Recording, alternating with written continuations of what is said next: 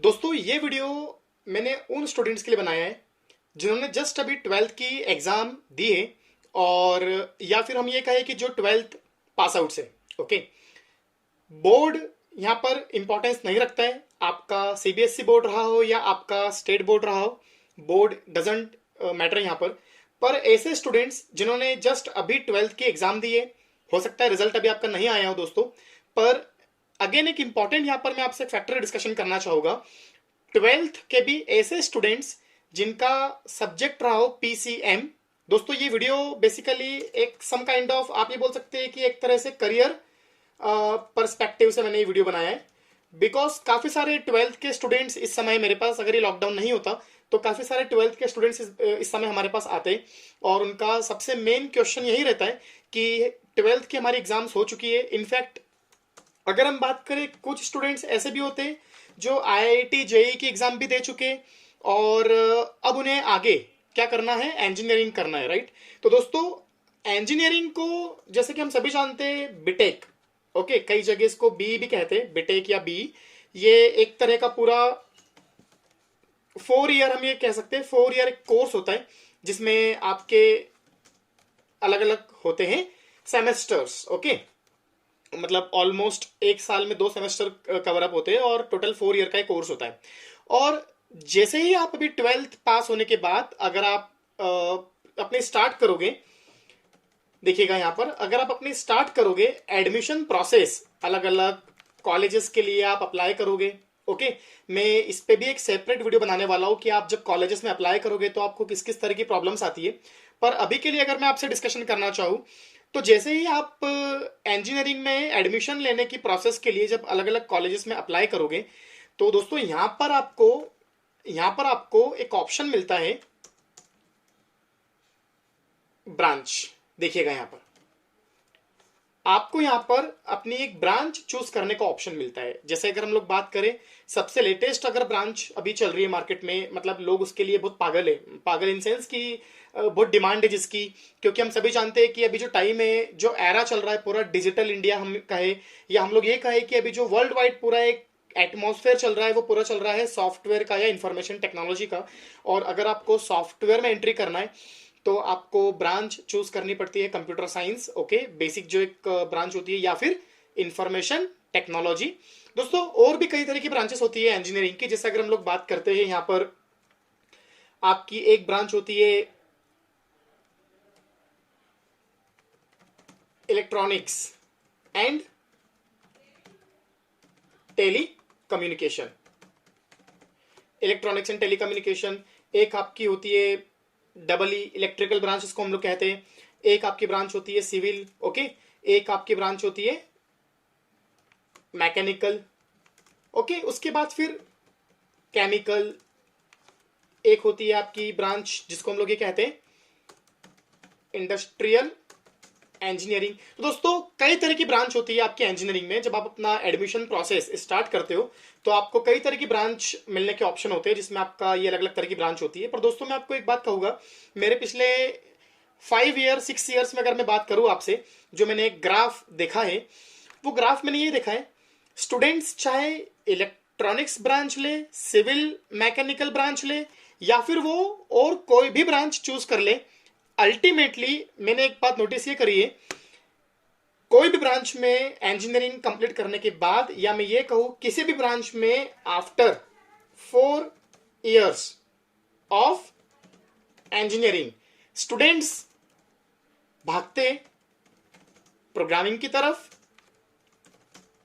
Data science की तरफ, या सॉफ्टवेयर डेवलपमेंट की तरफ। अब देखिएगा, आप ध्यान देना, यहां पर 4 साल आपने इंजीनियरिंग करी, ब्रांच आपने, या तो आपने उसी समय ब्रांच अपनी चूज करी होती कंप्यूटर साइंस या इंफॉर्मेशन टेक्नोलॉजी, या फिर कई कॉलेजेस में या प्राइवेट यूनिवर्सिटीज में सॉफ्टवेयर इंजीनियरिंग के नाम से भी ब्रांच होती है, और इसकी भी कई सारी सब ब्रांच होती है, जैसे IoT, AI, machine learning, cyber security, या फिर हम कह सकते हैं गेम डेवलपमेंट। ये कई तरह की ब्रांच होती है। इन सबका जो रिलेशन है वो रिलेशन है आपका सॉफ्टवेयर इंजीनियरिंग या कंप्यूटर साइंस से। तो दोस्तों मेरा आपको ये बताने का पर्पस ये है कि अगर आप कंप्यूटर साइंस या इन ब्रांचेस के अलावा किसी और ब्रांच को चूज करते हो, तो आप या तो उस ब्रांच को तभी चूज करो जब आपका हार्ड कोर इंटरेस्ट हो। फॉर एग्जाम्पल अगर आप मैकेनिकल ब्रांच ले रहे हो तो आउट ऑफ 1000, एक एनालिसिस ये कहता है कि आउट ऑफ 1000,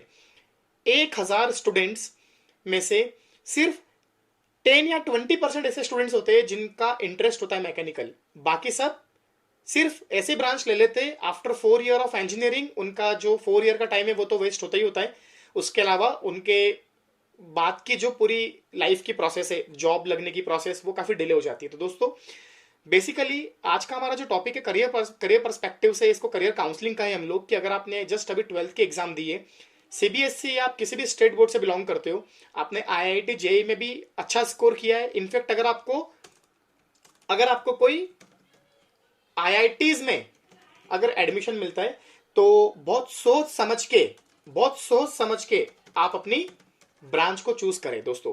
क्योंकि मैं आपको यहां पर बताना चाहता हूं कि अगर आप अपनी ब्रांच को चूज नहीं करोगे प्रॉपर, तो प्रॉब्लम ये होगी दोस्तों कि आप 4 साल के बाद आफ्टर 4 ईयर आप सिर्फ रिग्रेट फील करोगे और पछताने के अलावा आपके पास कोई ऑप्शन नहीं होगा कि मैंने उस समय इंजीनियरिंग में कंप्यूटर साइंस या फिर इंफॉर्मेशन टेक्नोलॉजी ब्रांच को चूज क्यों नहीं किया। तो दोस्तों मैं आपसे डिस्कशन करना चाहता हूं, पीसीएम सब्जेक्ट जिन जिन का भी है, आपके physics chemistry maths 11th 12th में रहा हो, आपका इंटरेस्ट, कुछ लोग पूछते हैं सर हमारा कंप्यूटर में इंटरेस्ट नहीं है। देखिए, जो बच्चे मेडिकल के लिए तैयारी करते हैं उन्हें पता भी नहीं होता है कि आगे उन्हें क्या करना होगा, किस किस फेज से गुजरना होगा उन्हें, पर फिर भी वो लोग मेहनत करते हैं, पढ़ाई करते हैं और इंटरेस्ट डेवलप होता है। बात इंटरेस्ट की नहीं है, बात यह है कि आने वाले टाइम के बाद आप अपने लाखों रुपए खर्चा करके, लैक्स ऑफ रुपीज आप इन्वेस्ट करके कॉलेज में पढ़ाई करोगे।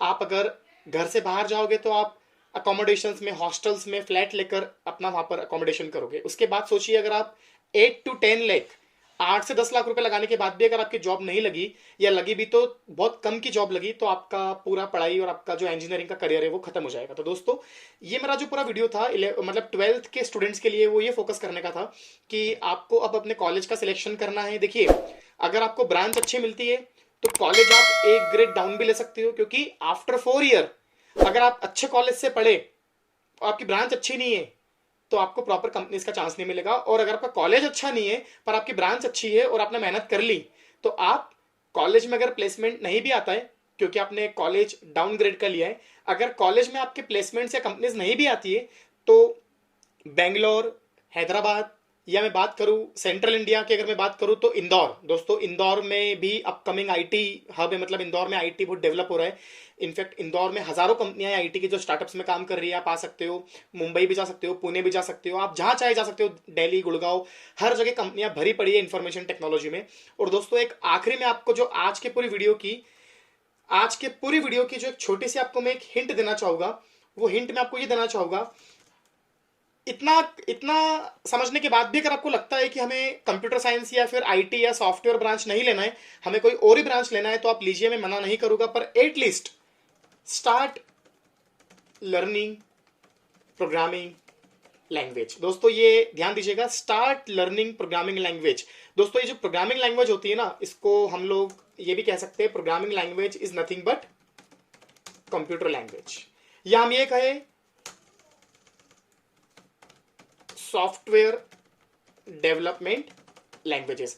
फ्यूचर में आप सिविल, मैकेनिकल, कोई भी ब्रांच में जाओगे, आपको कभी ना कभी प्रोग्रामिंग लैंग्वेजेस की या कंप्यूटर लैंग्वेजेस की जरूरत पड़ेगी ही पड़ेगी। हो सकता है आपने 9th 10th या 11th या 12th में आपके कॉलेज में, अपने अपने अपने स्कूल में कुछ सब्जेक्ट्स पढ़े हो कंप्यूटर्स के, जैसे कुछ लोगों को सब्जेक्ट होता है IP, IP stands for informatics practices, और कुछ लोग पढ़ते हैं, मतलब 11th 12th में पढ़ के आते हैं, लाइक अलग अलग लैंग्वेज होती है। एक होती है आपकी इसमें सी प्रोग्रामिंग, दोस्तों एक होती है इसमें सबसे लेटेस्ट अभी जो चल रही है मार्केट में पाइथन प्रोग्रामिंग, दोस्तों एक लैंग्वेज है जावा प्रोग्रामिंग, एवरग्रीन लैंग्वेज है, मतलब इस लैंग्वेज का स्कोप कभी खत्म नहीं होना है। इनफैक्ट अगर मैं आपसे बात करता हूँ कि जितने भी बैंक्स के आप ऑनलाइन ट्रांजेक्शन करते हो, आप जितने भी यूपीआई पेमेंट्स करते हो, आप जितने भी गेम खेलते हो, आपका फेसबुक, आपका इंस्टाग्राम, या फिर आपके व्हाट्सएप की मैं बात करता हूँ, गूगल, यूट्यूब, आप जितने भी ऑनलाइन आज प्लेटफॉर्म यूज कर रहे हो डिजिटल मार्केटिंग के या डिजिटल सोशल मीडिया के प्लेटफॉर्म यूज कर रहे हो, सब के सब सारे के सारे प्लेटफॉर्म आपके डेवलप्ड है किसी न किसी लैंग्वेज के ऊपर।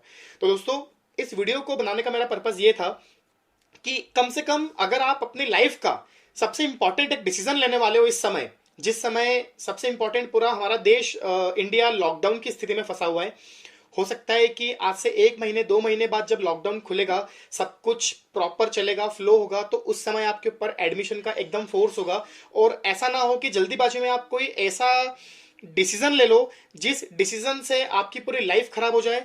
दोस्तों, डिसीजन अगर आपको लेना है एडमिशन का, देखिए अगर आपका बैकग्राउंड है फिजिक्स केमिस्ट्री मैथ्स, तो ये तो तय है कि आपको इंजीनियरिंग लेना है। एक और यहाँ पर मैं आपको ऑप्शन दूंगा, अगर आपका बैकग्राउंड फिजिक्स केमिस्ट्री मैथ्स रहा हो तो आपके पास एक ऑप्शन तो होता है बीटेक का, आपके पास एक ऑप्शन होता है बीसीए का, और आपके पास एक ऑप्शन होता है बीएससी का।